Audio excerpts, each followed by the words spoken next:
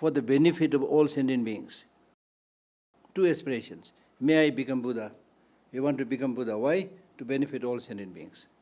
So that means in order to benefit all sentient beings, you must first, in order to benefit all sentient beings perfectly, you should first become a Buddha, completely enlightened. If I'm completely enlightened, then I can read your mind, what you're thinking right now, what was your past life, how it is going to be in the next 2-3 years, what will be your future life. So accordingly you give the teaching, you see. So therefore, the more learned and experienced you are, the more you have the capacity to help people. That's the meaning. Otherwise, people like us, we are supposed to be giving some teaching, but really we have not much, knowledge about who you are, things like that.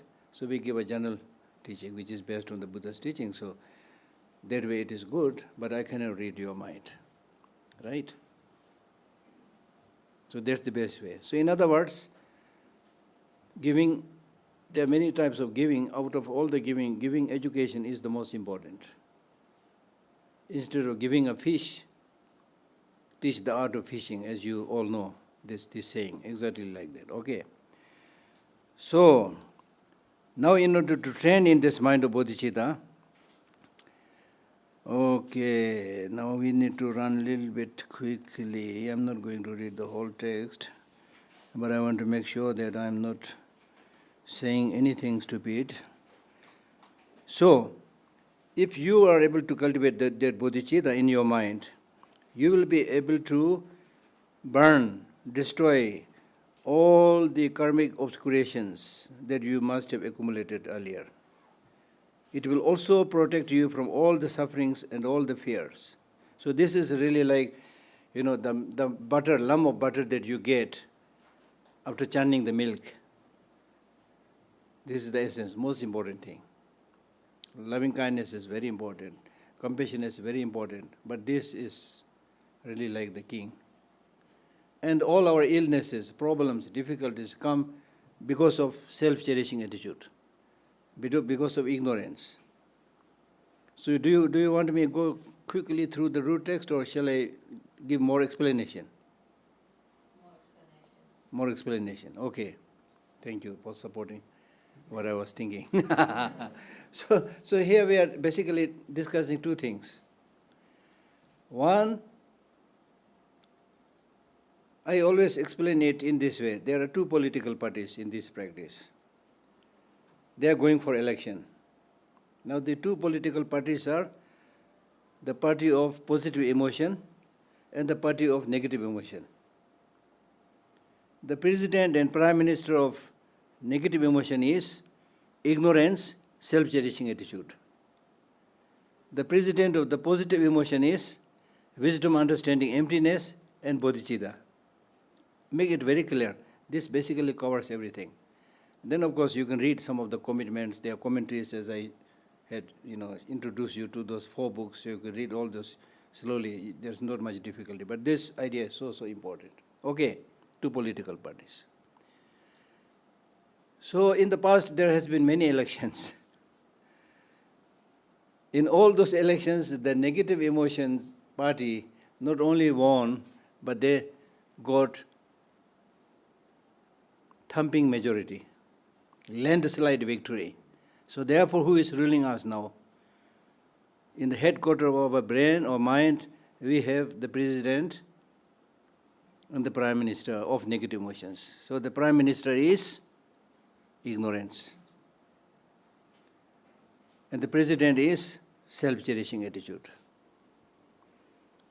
And because of this, they are supported by anger, jealousy, hatred, host of negative emotions. That's their party. And because we are ruled by those negative emotions, we are suffering.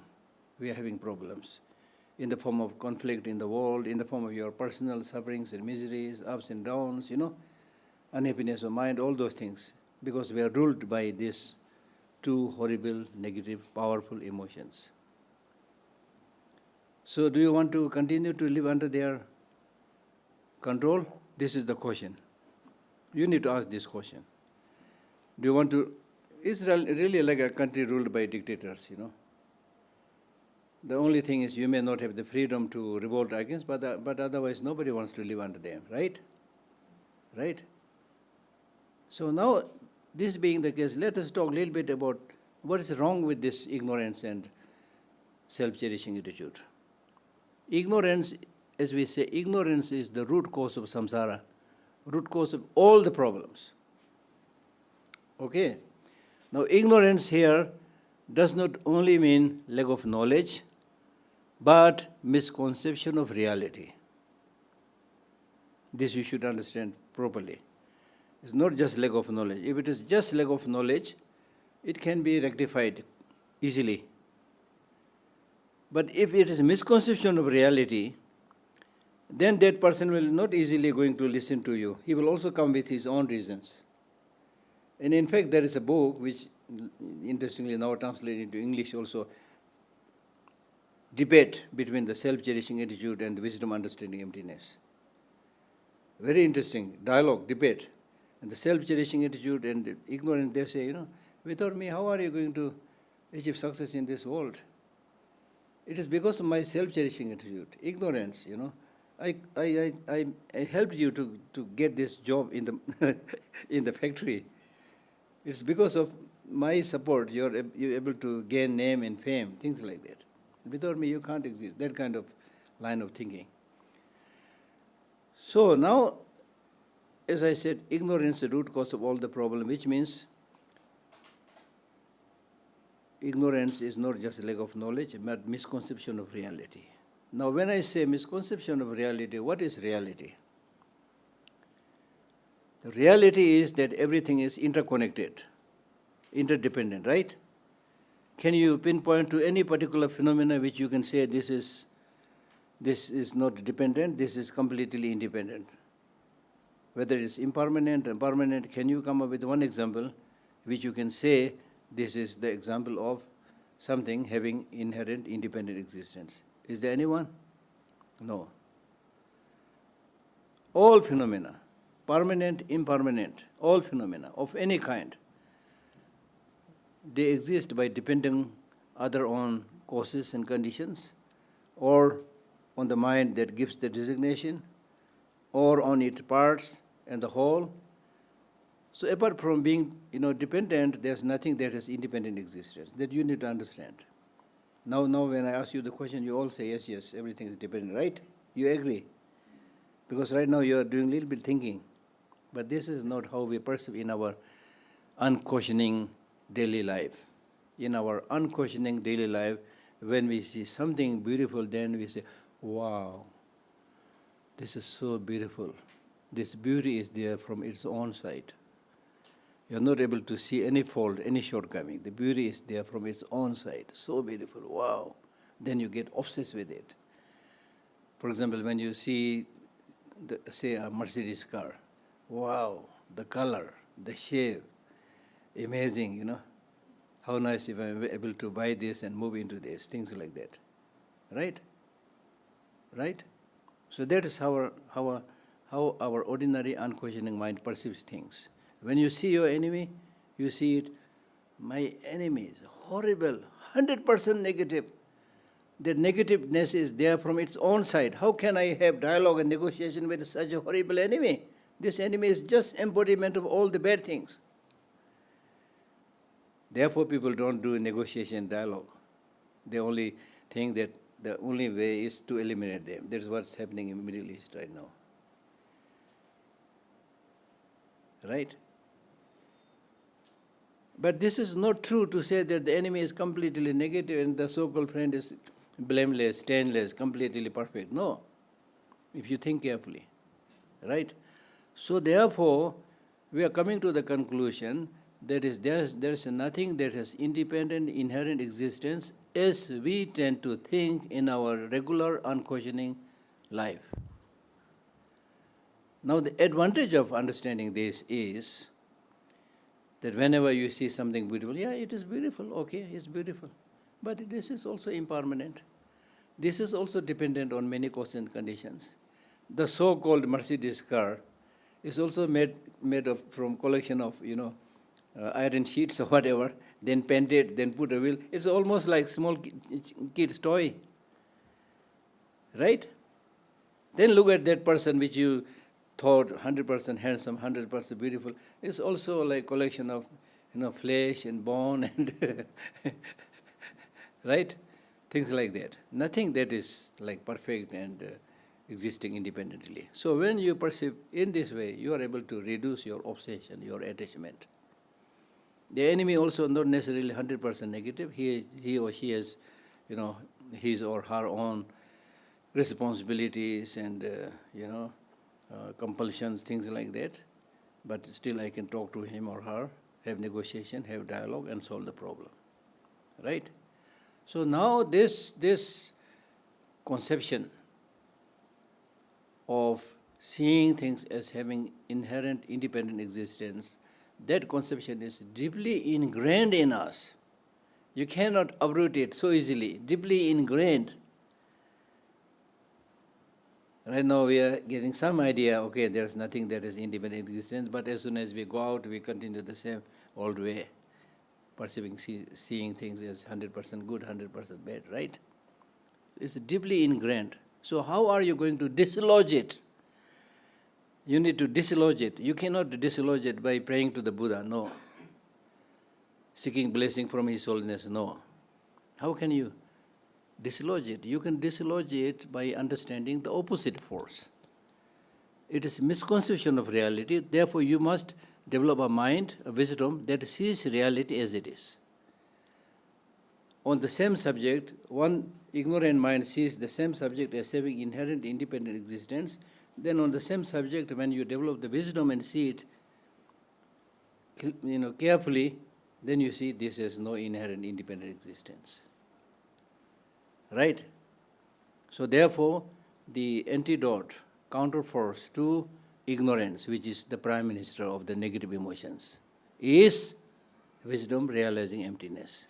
Emptiness means empty of independent existence. Emptiness does not mean nothingness. Empty of independent existence. There is no independent existence, therefore empty of independent existence. Right? Then the president is self-cherishing attitude. Based on that ignorant mind, you see yourself as having inherent independent existence, as something very precious, very unique, very special. I'm very special, I'm very unique, and you start thinking I'm the center of the universe revolves around me, right? Whoever you are, even if you are a very, very ordinary person, having no basis or anything like that, no status, anything like that, still you think I'm the most important thing, deep down, I, me and mine, whatever, okay, right? So self-cherishing attitude does not mean that you should not take care of yourself. Of course, the very purpose of teaching of Buddhism is to be able to best take care of yourself. That's the purpose, that's the reason, right? That's the reason, right? So self-cherishing attitude means thinking primarily or thinking just yourself and not about others. If I'm able to get my name, I don't care what happens to others. If I'm able to get my money, I don't care how I get it. It is because of these people engage in corruption, bribing, exploitation. I don't care. Hindi में बोलता है ना कि हमने ठेका थोड़ी ले रखा है. That I have to do everything for other people. हमने ठेका थोड़ी ले रखा है, ऐसे बोलता है ना हिंदी में. We say that, I have not made a commitment saying that I'll take care of everybody.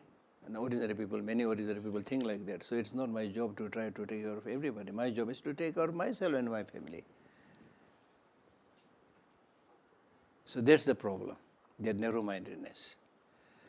So the antidote and the counterforce for that self-cherishing attitude is bodhicitta, the mind which sees all sentient beings as more important than yourself. Right? So once you develop that wisdom, realizing shunyata or suchness, or the way things are, and then the bodhicitta, the mind aspiring to become Buddha for the benefit of all sentient beings, so once you develop that, then you are strengthening the positive emotions. Then compassion is a role, loving kindness has a role, patience has a role, right? So therefore what I was saying is, when you do Dharma practice, we are really going through an election. You are selecting the positive emotion party and enthroning it, and dethrone the negative emotion party. Hindi में हम लोग बोलते हैं ना, साले को भगा दो, anger को भगा दो, jealousy को भगा दो, kick out anger, kick out jealousy, kick out ignorance, right? As simple as that. Now in order to understand this properly, you need to really think based on your own experience. We had all occasions of thinking just about oneself and not about others. What was the result then? क्या मिला आपको? We all had experience of becoming very angry. क्या मिला उसे? गुस्सा होने से क्या मिला आपको? What did you get by getting angry? Nothing. You become ugly. When you get angry, you become ugly, right? And your analytical capacity, your discriminative awareness stops functioning. Pagal ho gaya. You become mad when you get angry. Do you want to become mad? And all the unfortunate things happening in Middle East, all this is because of anger, arrogance.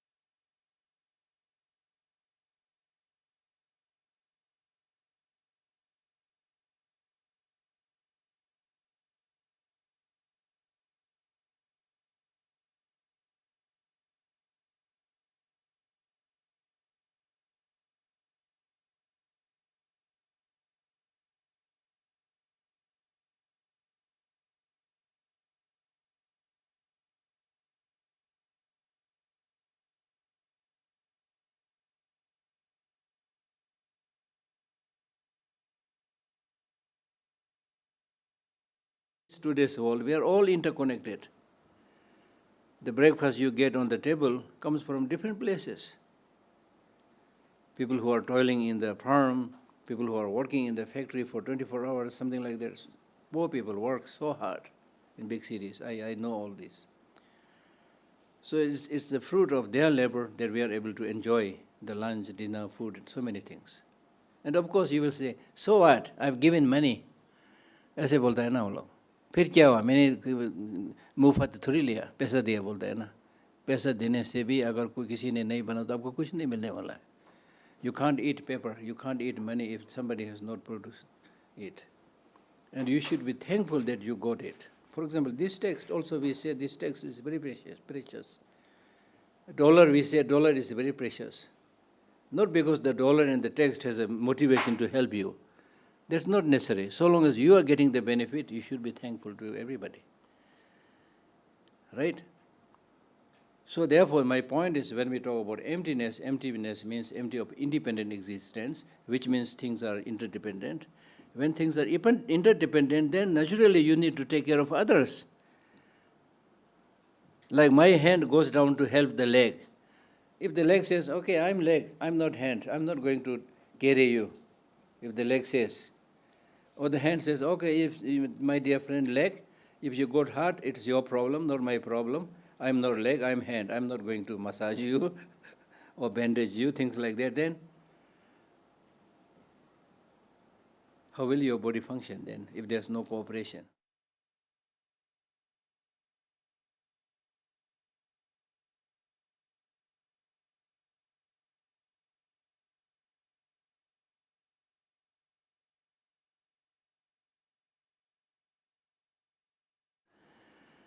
We're so closely interconnected.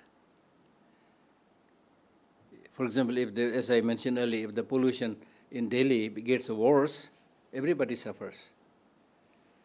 Now, unfortunately, some of the wealthy, rich people, government buildings, they have the air purifier, so-called air purifier. But majority people, air purifier. And in fact, this may be an opportunity to sell more air purifiers. Pollute more and sell more air purifiers. This is how things function, unfortunately, because there's no love, no kindness, no concern for ordinary people. Right? So therefore we need to understand this interconnected reality. We are interdependent. Therefore we must be altruistic. Bodhicitta means therefore we must think about them, how to help them. Should yourself become Buddha, omniscient, so that you can guide people. So that's what we are talking here. Right? That's what we are talking here. So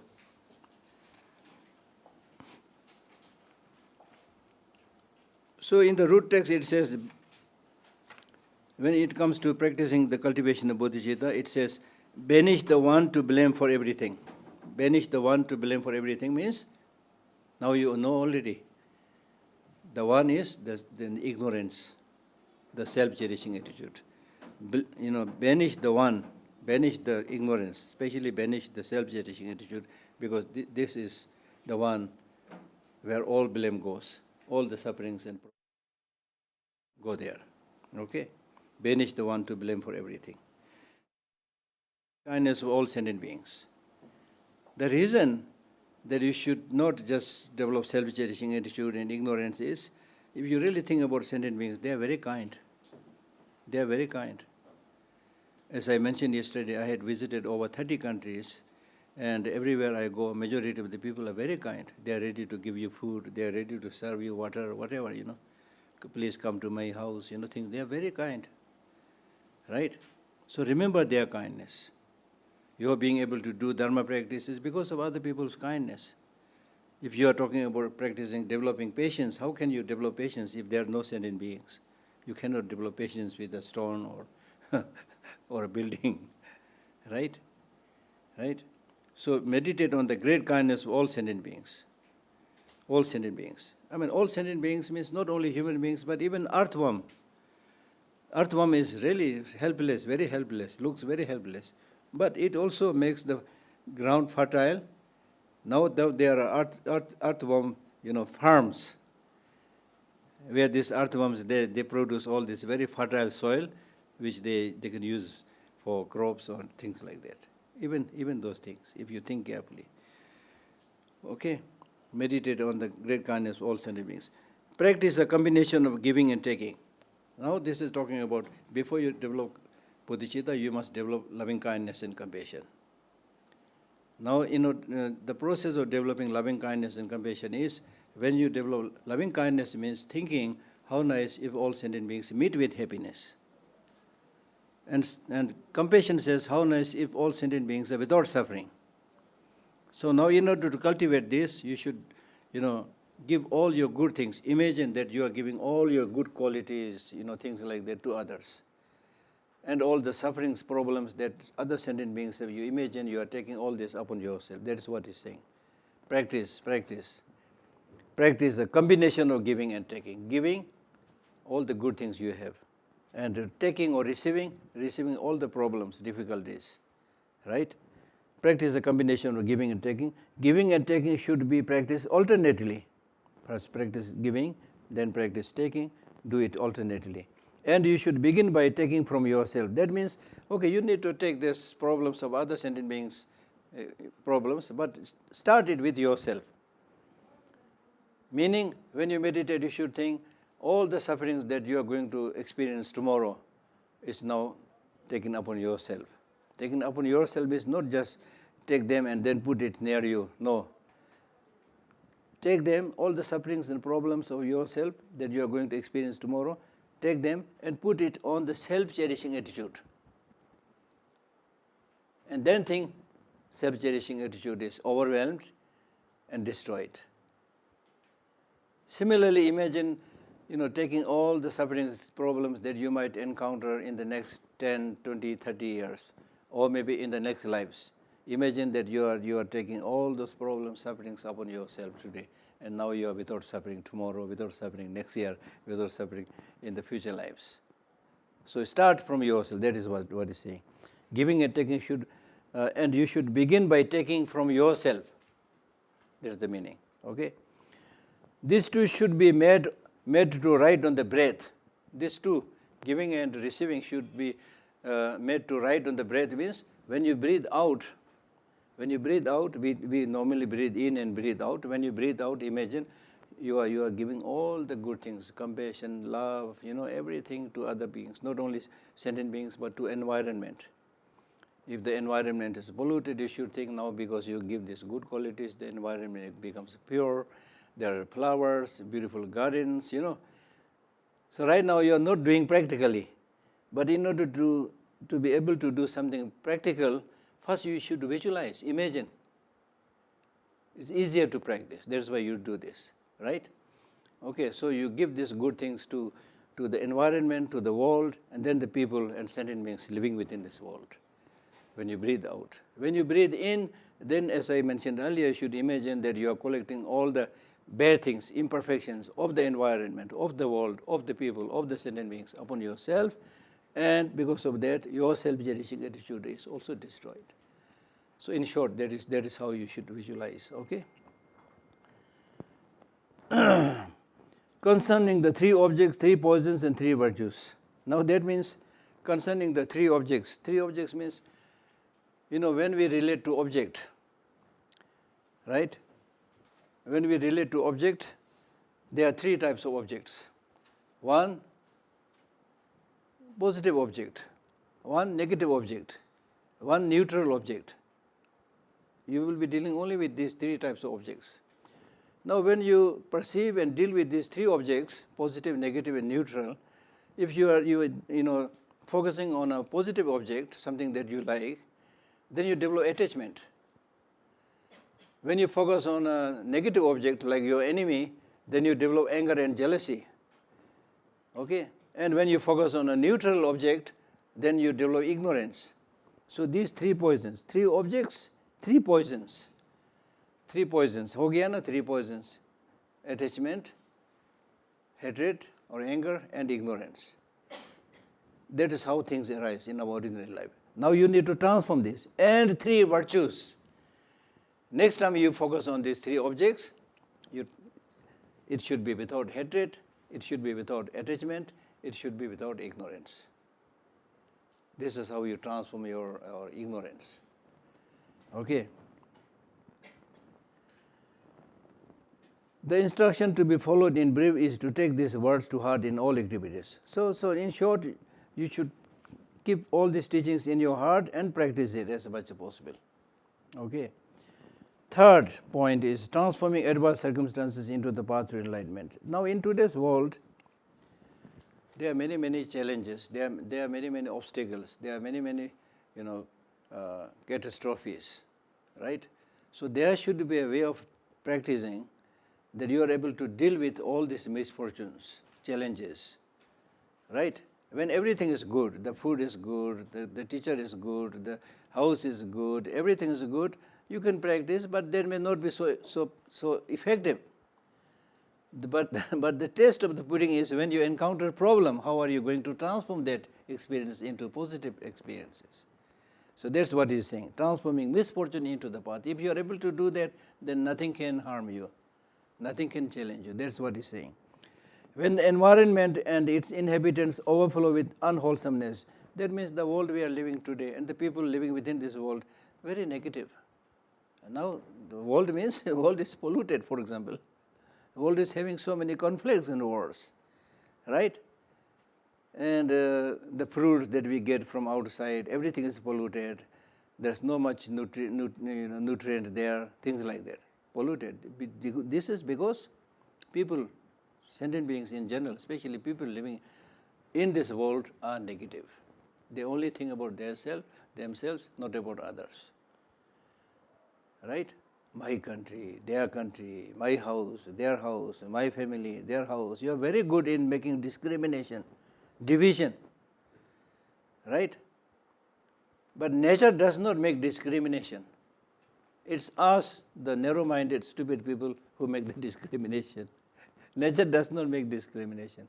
If there's an earthquake, it will shake everybody without any discrimination. When COVID-19 came, it harmed everybody, did not make any discrimination. Right? Right?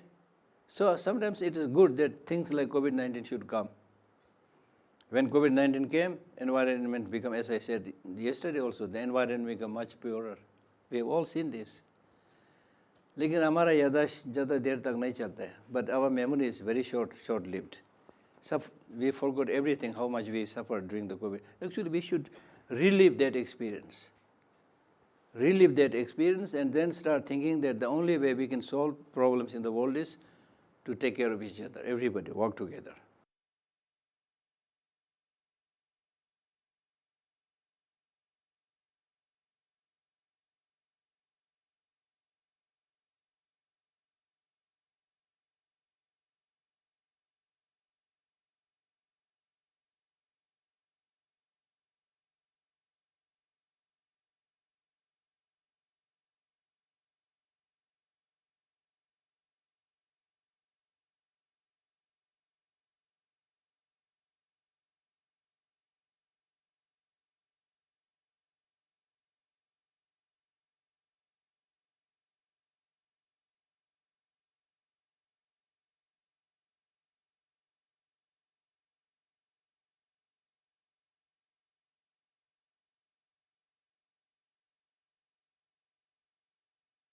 Good clothing, good surrounding.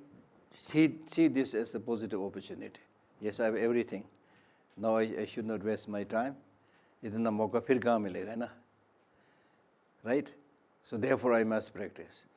If the situation is not to your liking, there are difficulties, troubles, then of course I must practice because that's the only way that I can help myself. Right? So whatever be the situation, in whichever country you live, it is not that when you live in India, do some Dharma practice, when you go to America, forget it. No, because you are still the same human being. ज़्यादा कुछ नहीं बदला है. Nothing big, no big changes has taken place. Wherever you go, same human being.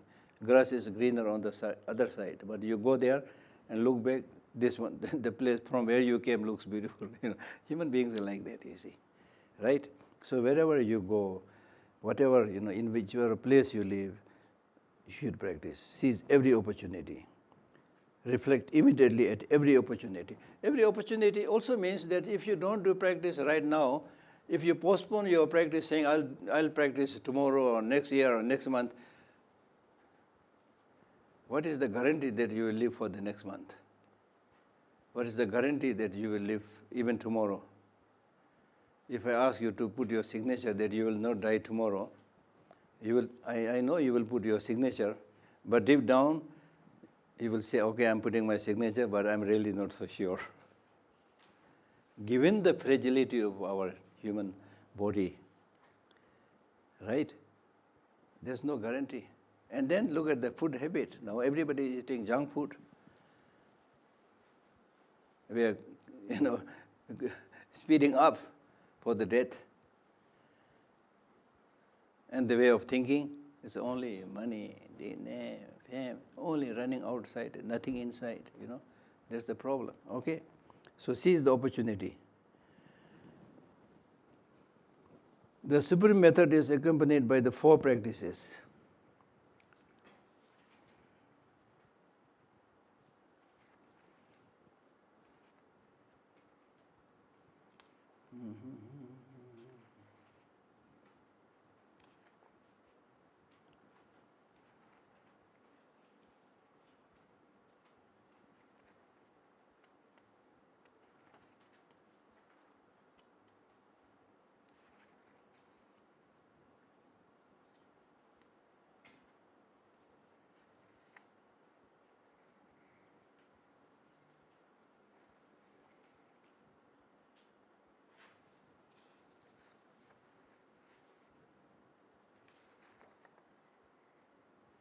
Okay.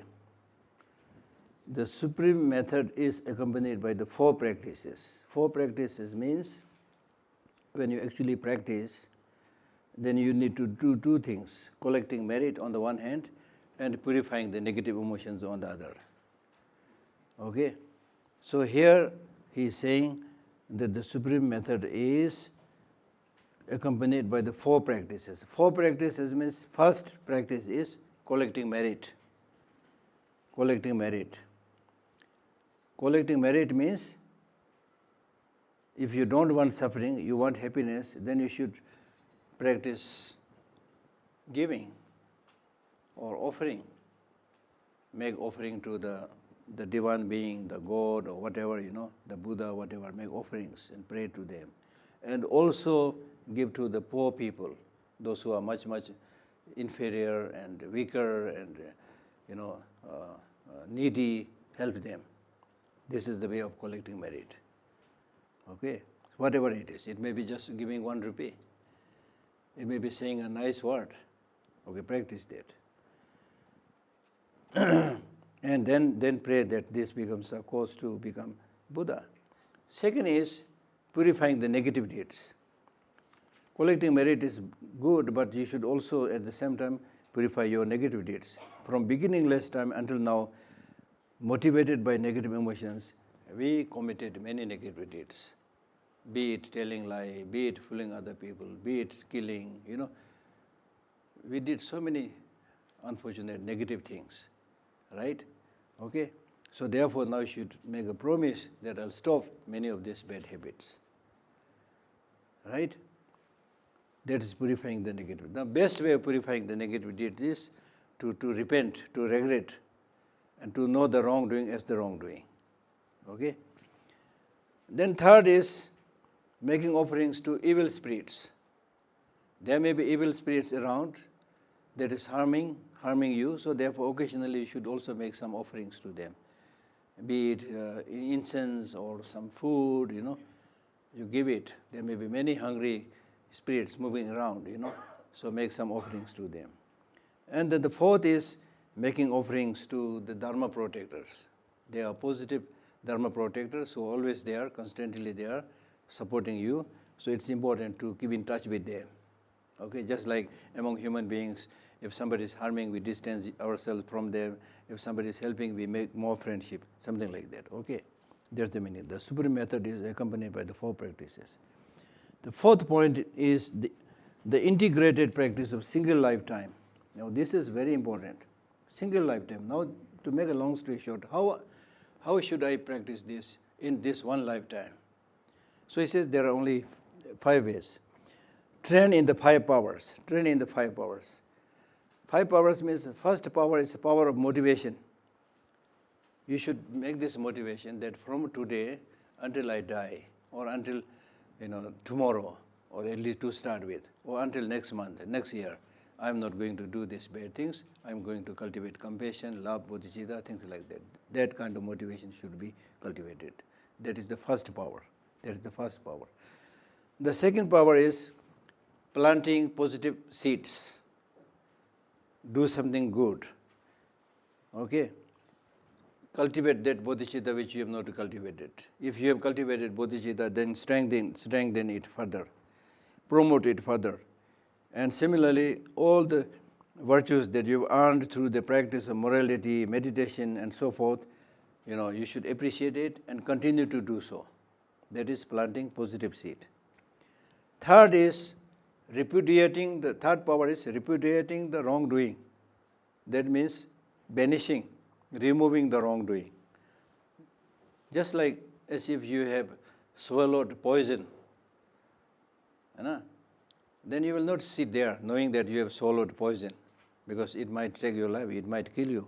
So you will immediately rush to the hospital and consult the doctor what is the best way to remove that poison. So similarly, this negative emotion, that wrongdoings that we have done is the poison, which is going to, destroy you in this life and many lives to come. So therefore, the best way is to eradicate them, remove them, repudiation.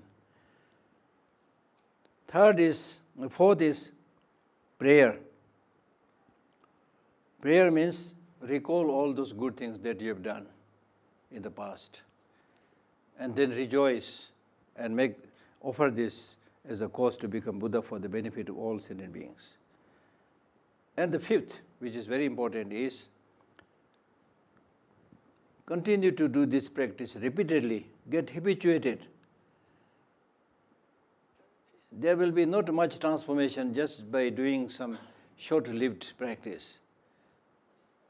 हम लोग हिंदी में बोलता है ना 4 दिन की चांदनी फिर अंधेरी रात, उसे नहीं चलता है ना.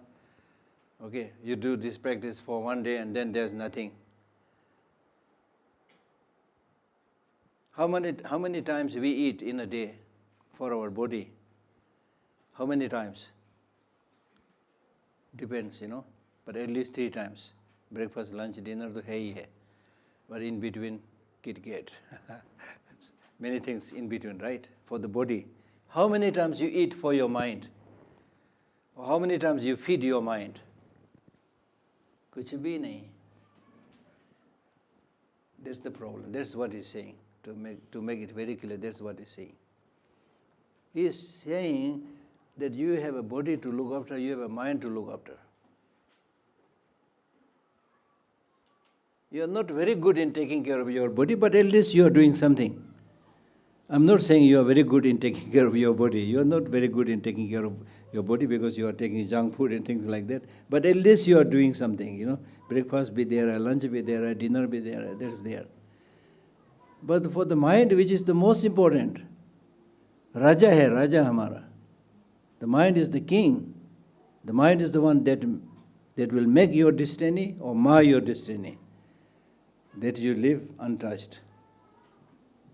And let the self-cherishing attitude and ignorance take care of it. So therefore the purpose of this practice is, now you should transform your mind.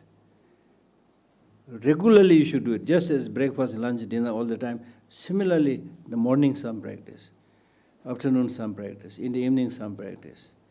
And especially just before sleeping, if you even think about one positive line, about compassion, about love, and go to sleep, that whole night becomes a virtuous night, positive night. If you know the technique, how to do the practice, you can always do it. Right? Instead of just watching a horror movie, or movie on sex before sleeping. No. Right? Now we need to discuss such important points as is taught in this text, because these teachings are not only relevant, in the past. They are not only relevant today, but they are much more relevant today. Because people are now completely lost in this, materialism. And people are now absolutely distracted by ChatGPT or, artificial intelligence, whatever. All these beautiful names there. I'm not saying they have no benefit at all, but at least from my point of view, they are big distraction. Are you going to let yourself controlled by artificial intelligence and you sit there as a stupid thing? Look at the very name, artificial intelligence. Your intelligence is not artificial intelligence, it is the real intelligence. And letting the artificial intelligence take over the real intelligence and sitting there, this is exactly what we are doing. We are so, the problem is we never try to think about the greatness of our inner resources, the capacity that we have. We never think about it. Look at your brain, how many, GBs you can store there. You don't have to depend on this GB storage, big storage that you have in the brain is not dependent on electricity. Right? There's no need to get it connected to electricity. Abhi bijli nahi hai bol ke baithna aisa nahi. And you never discover it. You never think about this great inner resources. You are so carried away by the marvels of the gadget. That is a big problem. Yesterday I mentioned about how we became slave to the dictates of the 5 senses. Something to see, something to touch, something to, taste, something to listen to. We are running there only. The inside, the house, the real house is empty. It is dusty, dilapidating, collapsing. Nobody there. Chokidar bhi nahi hai, malik bhi nahi hai, koi bhi, nobody there. The owner is not there. The guard is not there. So all the problems that you see outside is because of this owner not being able to take care of the house. I once read a story related to the Buddha. There was a I forgot the name, there's a little bird, So this little bird was suddenly caught by a hawk and carried it deep into the space. So when the hawk was carrying this, little bird, the little bird said, "You are able to catch me and take me only because I wandered away from my actual home. Had I been living in my actual home, you will not be able to, do any, damage to me." Then he said, "What are you talking about? What is the real home? Okay, I'll let you go. Go." He let the little bird go. The little bird immediately goes to a nicely plowed, fertile land, and he just goes deep down that earth. And the hawk could not do anything. We are having all these problems because we don't remain in the home. We get estrayed to the so-called beautiful object, so-called the fragrant, smell, so-called the melodious song. Bahar, sab bahar dekh raha, sab.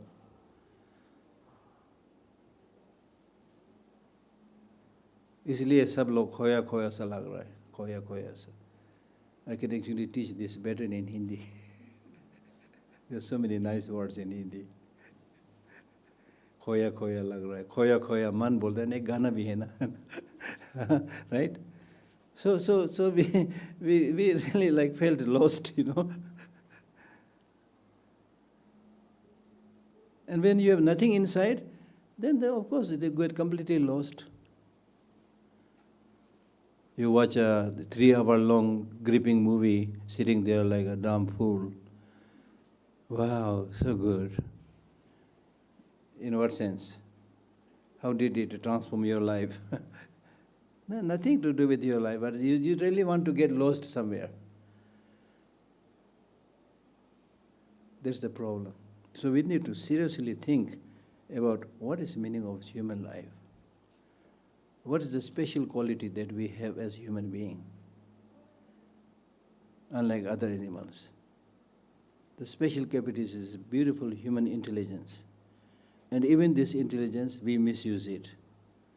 Instead of trying to become Buddha or, great beings, so many great beings were there, instead of trying to do that, we use this intelligence to invent a ballistic missile, to make an atom bomb.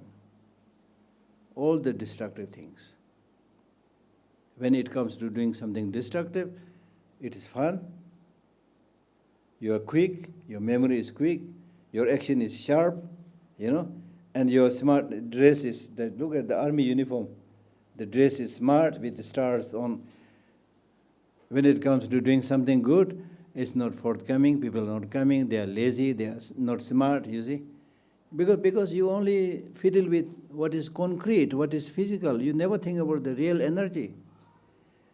The real energy is inside, within the mind. As I said, the luminous, cognitive, luminous, clear light mind that is deep down there, which is like, as I mentioned, like the nucleus of the atom. In that small atom, within there's a nucleus. That nucleus is really a packet of energy. When scientists discovered that, they made nuclear energy from there. So similarly, in our mind also we have this nucleus of the mind, which is called clear light mind. So the purpose of Dharma practice is, you do Dharma practice with your mind, your consciousness, not with your senses, not with your eye, not with your ear, not with your tongue. You do it with your mind, mental consciousness. Even mental consciousness, they are subtle, more subtle, absolutely subtle. So through meditation, you go to the very subtle level of the mind and do that practice and get habituated with this practice. And this, when you go to the very subtle level of the mind and do the practice, then it leaves an imprint, which means the mind, that subtle mind, gets that impression, that habit, forms that habit. And this is so crucial because after the death, one that goes to the next life is that subtle mind, not your senses. This is very, very crucial. That's why meditation is important. And meditation is actually, if you do it, is very, very soothing. You can taste it tomorrow.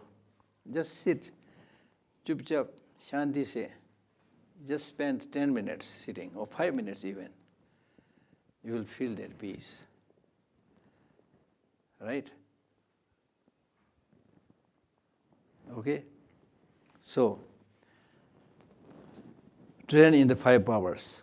The 5 powers themselves are the great vehicles perceived on the transference of consciousness. The transference of consciousness means when you die, when you are on the deathbed, when you are about to die, there also you should do these 5 practices, the motivation, the white seed, and all those, the habituation that I already mentioned.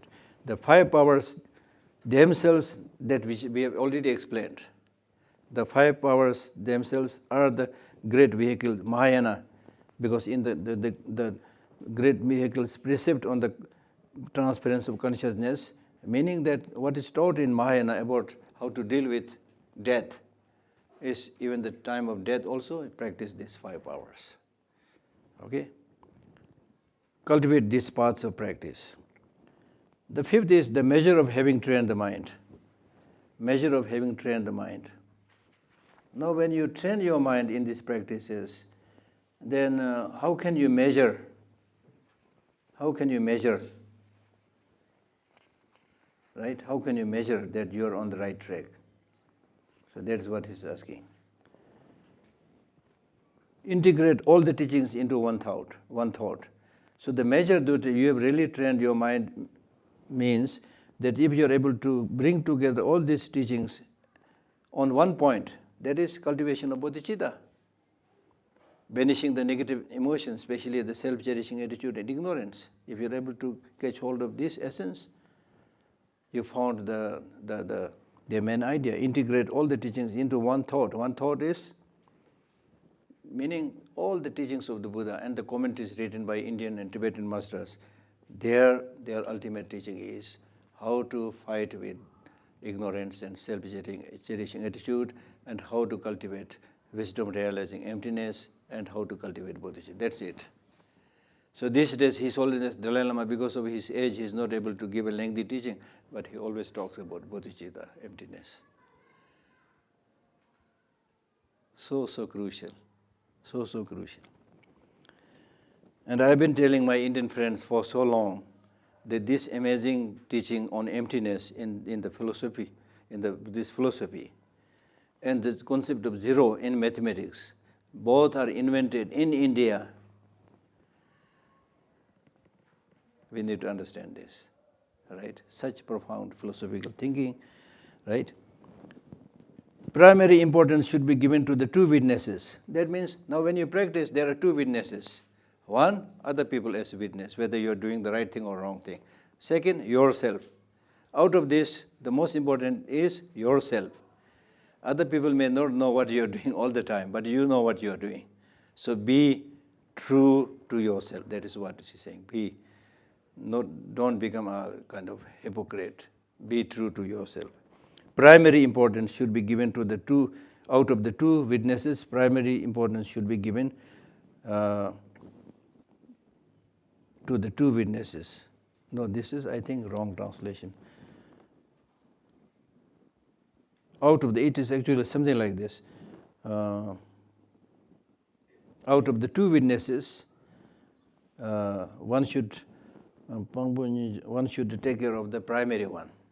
Out of the 2 witnesses, one should pay attention to the primary one, something like this. Actually, this book was translated by me and some of my friends, and with the help of editor, but still I see all these problems here. Okay, this is so beautiful. And then, next one is so beautiful. Constantly cultivate only a joyful mind. That means there will be a lot of ups and downs in life, right? But you should maintain this joy in your mind. That is so important. And these days, sometimes after giving a teaching, I jokingly tell people, okay, now you have listened to my teaching, I'm going to, just like a tantric teaching, I'm going to give you a commitment. Then people look at me, okay, this was not a tantric teaching, what could be the commitment? Then I say, the commitment is you should say, I will never ever make my mind unhappy. So important. You can do that. Even in the most difficult time, if you change your thinking a little bit. The problem is we are not able to do it. We just get bogged down with this one problem. Just focus on this one problem. Then you start thinking, I am the most miserable fellow on this earth. Everybody else is enjoying and happy. No, there are many, many less privileged and unfortunate people than you. Think about that. You see? And even otherwise, just by feeling depressed and lonely and sad, that's not the solution. Find the solution. So, always be happy. How can you maintain that happiness, joy all the time? I always tell people, you should be happy. You're not a cow. You're not a dog. You're not a mosquito. If you're one of these, what will you do now? With all these amazing facilities, still we never appreciate, we keep on complaining, Right? So therefore, this is amazing. Always maintain, only a joyful mind. The measure of trend is that it has turned back. That means whether your mind is really trained or not is, right? That if you have, based on this training, based on your personal experience, if you are really able to know that this human life is very precious, and then you really turn your mind from the negative to the positive, then this is a measure. Okay? The measure of trained mind is that it has turned back from negative doing to the right positive thinking. Okay. There are 5 great marks of trained mind. If you want to know what is the signs of a person who is really very well trained, there are 5. One is that you are able to see bodhicitta as the essence of all the great teachings, and therefore if you continuously always make your mind habituated with that, then you are a great bodhicitta, good bodhisattva. Then second greatness is that you develop conviction to the infallibility of cause-effect relationship, and therefore you refrain yourself even committing negative deeds. So in this way you become great, somebody great who is maintaining the discipline, great discipline practitioner. Okay? Then if you are able to fight with these negative emotions, even if you face some difficulty and not give up, then you are a great person who is able to undergo hardship. Right? And then your physical and verbal conducts does not contradict the 10 virtuous practices, then you are a great trainer. And if you always maintain your yogic practice with the cultivation of bodhicitta and so forth, then you are a great yogi. So these are the signs. Okay? The trained mind retains control even when distracted. So this reminds me when at one time when I was young, I was trying to ride on a bicycle. When you try to ride on a bicycle, you really fall many times. But gradually, I could not learn it properly. But now you can see those who are really very, very well trained in riding a bicycle. Once they are trained, they can just ride, move their legs and talking here, looking. They never fall. But you're not well trained, then if you get a little bit distracted, you will fall. Okay, so this is what's saying. The trained mind retains control even when distracted. Even you look here and there. 6 is the commitments of mind training. Always train in the 3 great points. 3 great points. 3 great points. 3 great points means that your mind training should not violate your other commitments. If you say mind training is the most important thing, I don't care about my monkhood and other commitments, then that is wrong. Okay, so it should not contradict your other commitments. And your mind training should not become kind of unruly practice. Unruly practice means if you say, okay, I'm special, I'm very special. I've been training I've been undergoing the mind training, so no ghost can harm me. nobody can harm me. So in this way, if you pollute the water, cut the tree, do all the nasty things, spirits will definitely harm you. Okay? And if you say, okay, I'm a somebody who's undergoing mind training practice, so I can sleep with the lepers, right? Things like that.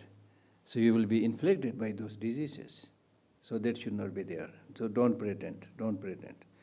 Then the third is, your mind training should not become partial.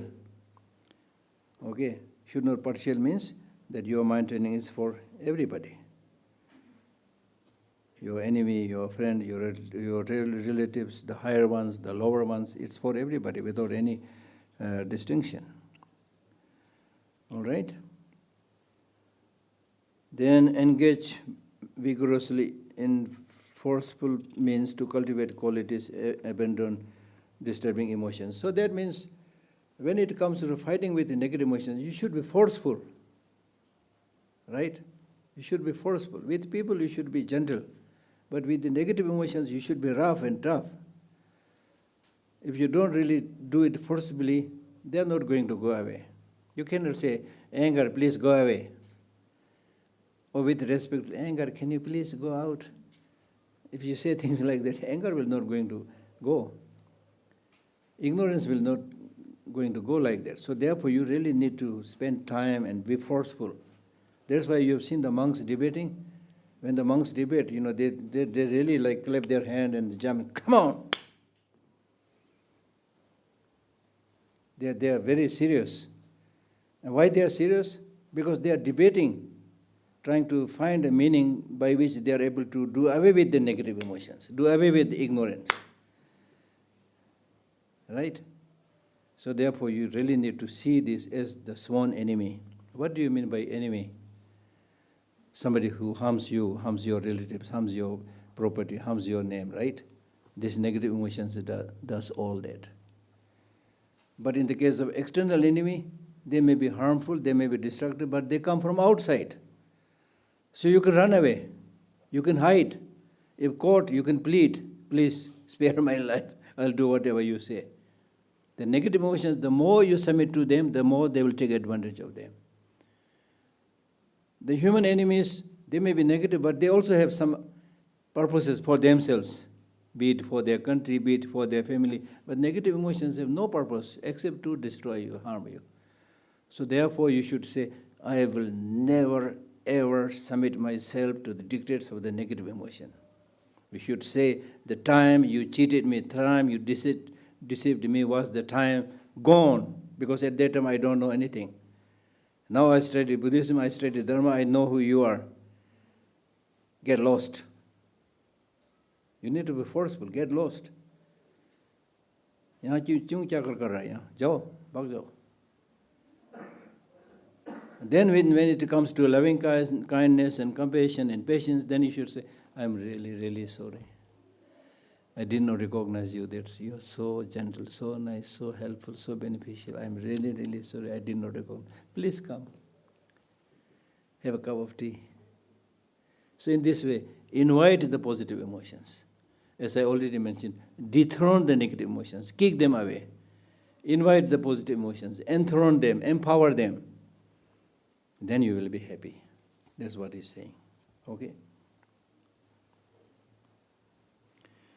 Engage vigorously in forceful means to cultivate qualities and abandon disturbing emotions. So in cultivating qualities and abandoning disturbing emotions, you need to work a little bit hard. थोड़ा कुछ तो मेहनत करना पड़ता है, right? Even you prepare to pass your BA, MA, you need to work hard, right? So this is much more so, because you are talking about getting happiness for many lives to come. Subjugate all the reasons for selfishness. You may come up with many stupid reasons that selfishness is important, that ignorance is important. Subjugate all these stupid reasonings, unhealthy reasonings. Train consistently to deal with difficult situations.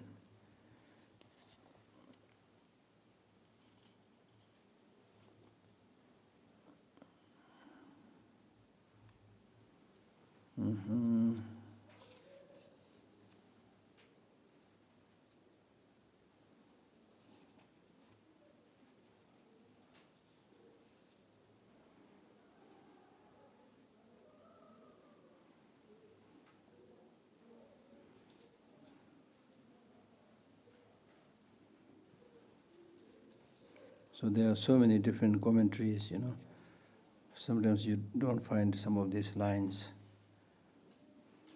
So anyway, what he's saying is, train consistently to deal with difficult situations. If it is a difficult situation, if you want to change it, then of course you need to work consistently. No short-lived attempt will be able to solve those problems. Okay? Don't rely on other conditions. Other condition means if there are some people helping me with this practice, I will do. If the environment is good, I will do. Otherwise, I will not be able to do. So that is relying on other conditions.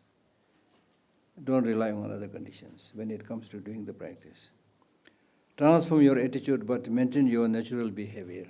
So that means many people, when they practice Buddhism or become Buddhist, they even change their furniture. They even change their clothes. Right? So he's saying this is not important. What you are changing is not your clothes, not your furniture. You are changing your attitude. So therefore, transform your attitude, but maintain your natural behavior. Then people will also accept you. But if you say, oh, I went to Dharamsala, I completely changed, wear different clothes, it will not be suitable. You will not be accepted by your society also. Right? So dikhawa ke liye nahi hai. Don't speak of others' faults. Don't speak of other faults. That's none of your business. Okay?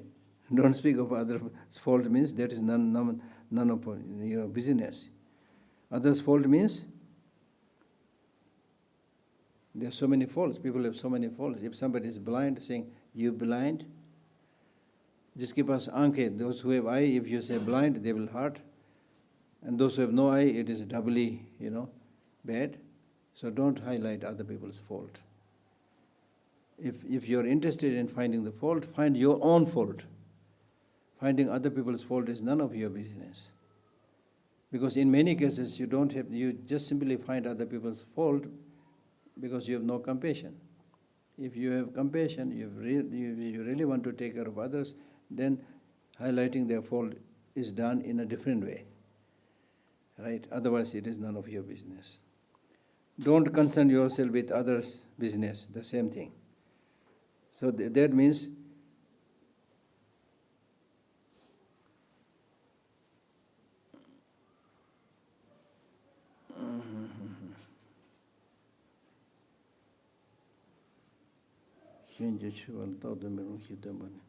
so this is also very similar, slightly different. This one is saying that don't try to highlight others' mistakes. Not much difference. Don't concern yourself with others' business, what they are doing, the mistakes they are making. That is not your concern. Okay? So that means if you say that I was able to go through the difficulty because I undertook this mind training practice.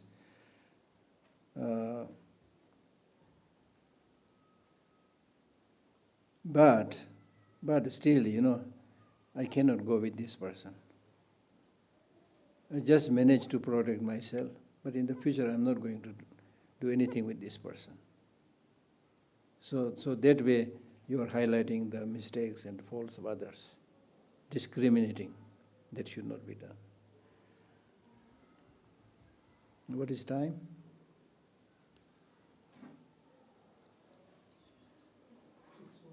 Huh? 6:40. Only 20 minutes left. There are still many. I leave it here. Some questions? Hello, mic testing. I'm going to teach this same text in New Delhi in February. Five evening sessions. So there I will try to prepare more and explain the whole text in February, India Habitat Center, New Delhi. Okay? Now some questions? And as I said, just read those books. Luckily, just the library has published 4 books on this.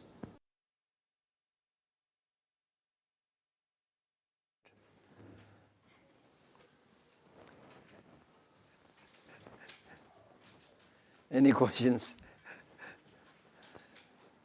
Any questions? Otherwise, I'm going to run away quickly.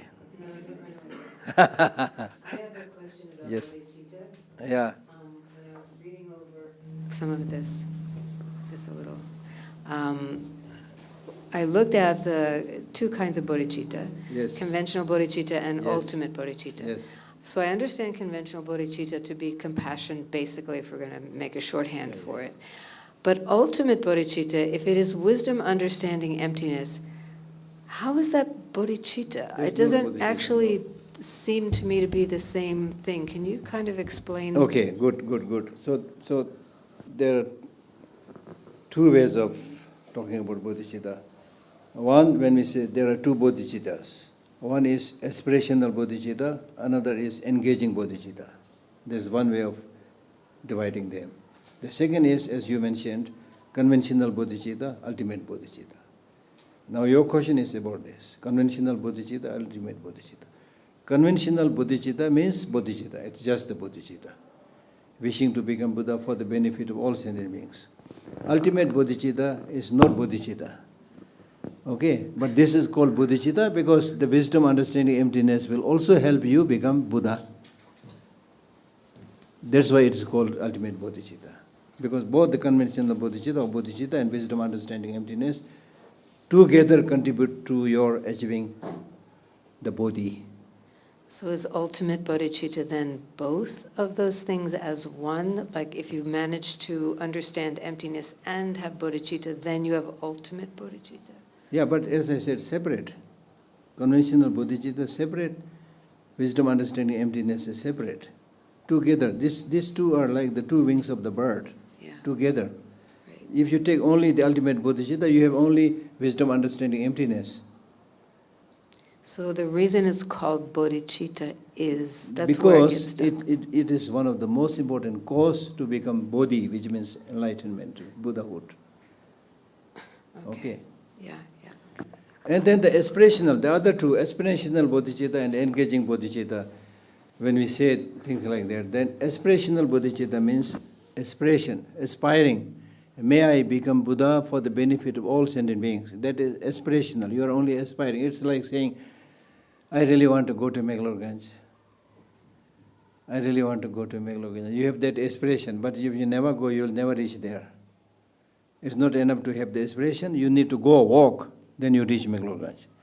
So therefore, aspirational bodhicitta, the wish to become Buddha for the benefit of all sentient beings is good, but just that is not enough. You need to actually do, you need to actually engage, cultivate the 6 or 10 perfections. You need to do. So therefore, you take a bodhisattva vow and then you engage in the practice of giving, morality, engaging bodhicitta. Okay? How do you know you actually practice? Huh? If you do engage bodhicitta, Yeah. which is like practicing almost. Yeah. In acting, we would say that's kind of walking Yeah. yourself into the part. Yeah. How do you know you've got how do you know you become, how do you know you have bodhicitta? How you know you are bodhicitta? How you know you are bodhisattva, or how do you know you have bodhicitta? Means, if this bodhicitta, the wish to become Buddha for the benefit of all sentient beings, is coming automatically in your mind all the time, without having to make any effort, effortlessly it is coming, then you have cultivated bodhicitta. And that is not easy. Okay. Geshe-la, you were talking about that we're all interconnected and dependent on each other. Yeah. But we shouldn't look at the faults of other people. But in an interconnected world, their faults will affect my life quite heavily. So how to deal with it then? No, you need to be realistic. You need to be realistic. You need to see the good things, the bad things, everything. That's why Buddha taught the Four Noble Truths. You need to see everything. This is negative, I should not collaborate, I should not do, I should not encourage others. If there is a possibility, I should try to help others also, not to do those things. And then if it's a good thing, okay, it's good. I appreciate it, I support it, things like that. You need to see both. But Because it is said, suffering is introduction to happiness. Suffering is introduction to happiness. If there is no suffering, I don't think we'll ever grow. People change when they actually face difficulties and problems. They're really big, huge transformation. And I'm sure we'll recall the days when we got sick, you know. When you got sick, then you start thinking, I wish I'm not sick. If I'm not sick, I'll go to school. I'll go with my friends. I'll do Dharma practice, you know. You think about doing all the things when you really have problem, you know. But that is something that we forget when we are okay. So therefore in Tibetan, there's a saying, we say, never make friendship with okay. Yeah? But when we ignore the faults of others and say it's not our business, but the other person is like, let's say, killing people, and I say, oh, this is not my business, they will just continue, no? So how to deal with this? No, here that means without any love, without any genuine sense of responsibility. Most of us ordinary people, what we do is we highlight faults of other people, not because we want to correct them, not with love, not with sense of responsibility. So he's saying, don't do those kind of things. If you're doing this with sense of responsibility, with love, with compassion, just as parents do with their children, then it's okay. Yeah. So with respect to practicing Dharma, there are some kind of difficulties and there's some kind of problems. So for example, when I get into some kind of a problem, either I can read into the books, or I can do some kind of a deity yoga practices, or I can go and ask for, go to a guru and ask all these things. But all these things have some advantages and disadvantages. Yes. And using all these things, I'm unable to do the thing that will be most beneficial to me at this particular point of time. Yeah. But due to the advances of technology as of now, there is also this artificial narrow intelligence, not really so intelligent, but there are ChatGPT and tools like that, using which there is a phenomenal advantage, especially with respect to psychology and also with respect to Dharma practices, where if I have some kind of a question and ask the question over there, it gives me a very good transition. You can actually go to these particular texts, read this, and these are the different solutions, and then I can actually pick one of those solutions and really find an awesome solution. All these things are actually phenomenally beneficial. I feel that. I hope you also agree to that to a certain extent. Yeah. But the problem over here is, with respect to Lama Tsongkhapa's teachings, ChatGPT is only able to index the teachings with publicly available resources. Like, for example, the Lama Tsongkhapa's translations given by Jeffrey Walker or George Mann, and the Dalai Lama's teachings, which are mostly publicly available, and also Lama Zopa Rinpoche's teachings, which are also publicly available. But the original texts that are written by the Buddha or the Lama Tsongkhapa in the Tibetan, all those things are with you or with other Buddhist things. But the ChatGPT OpenAI tools are unable to index these things because they still have copyright content. So even though you have actually taken some kind of snapshots of these things and you have transcribed them and you have made them available, but the AI is unable to index these things because they're still copyrighted. So when is it that you're going to make all these things available to everybody free of cost without any kind of a copyright content so that AI can index it and we can make use of it in the best possible manner? Are there any problems that you're facing in that particular technique? That is not my domain. No, I'm talking about my domain, taking but the I'm telling pictures. you, that's not my domain, number one. But AI is right now focusing primarily all the sources available in English, not so much in Tibetan. The Tibetan versions are not copyrighted. Even if you talk about copyright, as far as I understand, the copyright comes to an end if the text is over 100 years or 75 years or something like that. There is a limit, you know. So all these teachings of Buddha and the commentaries written several hundred years, nobody has copyrighted it, you see. There's yes, no but copyright. We need the original ones only because the translations can be done by AI in a better way than the way you're doing it right now. Yeah. So the originals are needed, not the translations. The No, originals original. Where are they there? Original, if you mean original, what the Tibetans have right in the library, you see, if these original, they are not copyrighted. But where are they online? Huh? They are not yet online, right? They need to be online for somebody to index these things. They are not yet online. We need everything ready to eat, yes. that will take time. It should be there, but because of shortage of technological expertise, shortage of funding, so many things. We can't speed up and do all these things as quick as we want. I wish we are able to do that. But then also people who really want to learn, it's accessible. At least you are here in Dharamsala, it's accessible here right now, you see. So one way is to start learning Tibetan language. It's to go to the original. Then, as I said, in my case, I don't trust artificial intelligence very much, because I've seen some of the translations. I wanted to translate myself.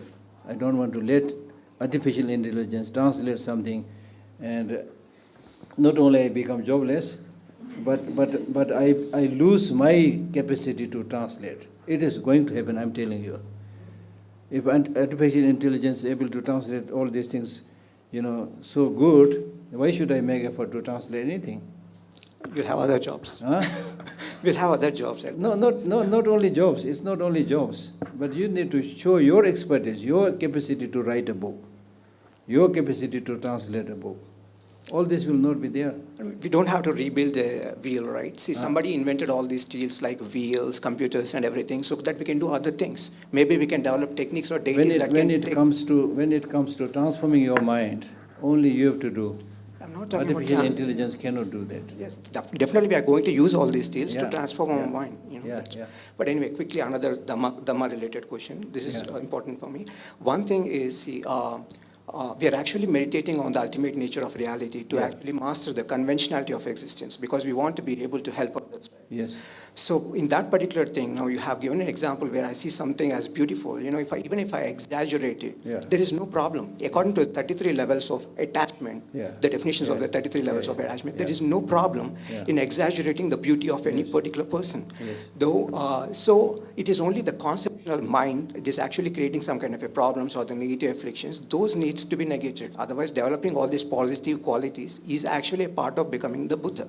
So why are we actually trying to negate everything over here, even as like exaggerating as something as beautiful? I don't see any problem over here, because the conceptuality is necessary to become a Buddha, right? So what is the problem over here? No. When you enter into the path of Buddha, you move from conceptuality to non-conceptuality. Again, you have to have the Yes. conceptuality. Then also with your question about what is the problem when you exaggerate somebody's beauty or things like that. The problem is, number one, you are not realistic. If somebody is not intelligent, it's, oh, you are so intelligent. What does that mean? If somebody is ugly, they say, oh, you are so beautiful.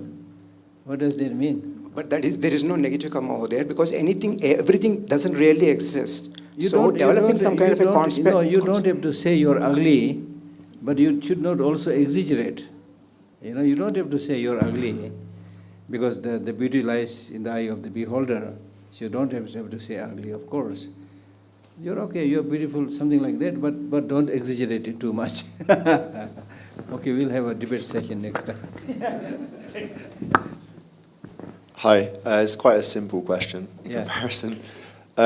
Something I've struggled with, maybe other people as well, is to follow your passion.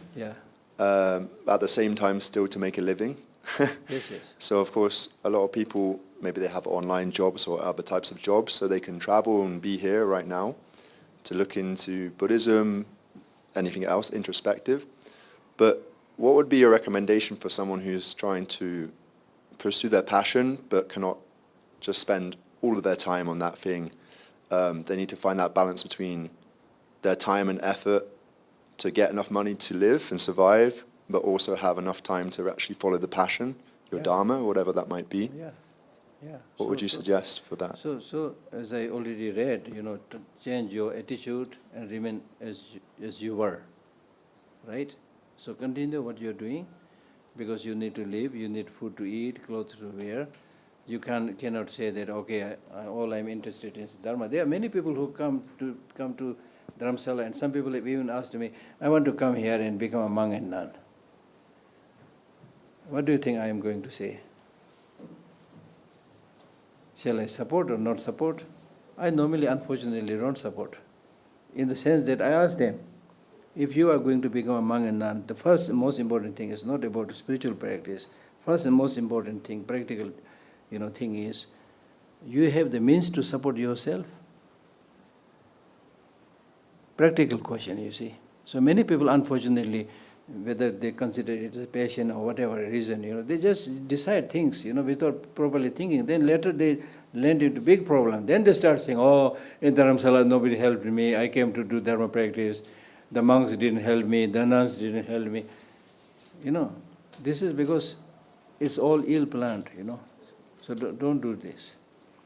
So therefore, just like you have passion in your work, I am also having passion in my work in the library as a director, honestly speaking, this directorhood is not a Dharma practice, directly speaking. It's a job I have to do. But I can change it into Dharma practice if, as much as possible, if I change my attitude, motivation. So similarly, whatever job you are doing, with change attitude, motivation, that job itself can become Dharma practice. Not only you will then be able to make, earning, but that will also become Dharma practice. Then, in addition to that, you should spend, whenever it is possible, spend 1 month, 2 months, 1 week, whatever, then concentrate a little bit more on deeper spiritual aspects.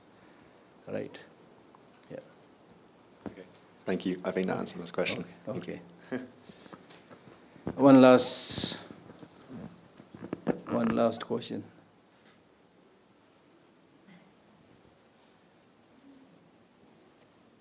Yes, here.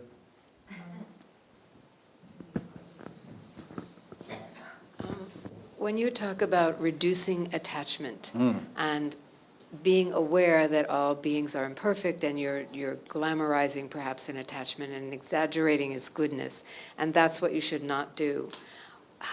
There's another piece of that maybe where you recognize that a being or whatever it is that you're attracted to, let's say a person, is not perfect, but at the same time you see past that and have unconditional love for that person or thing, but person is easier.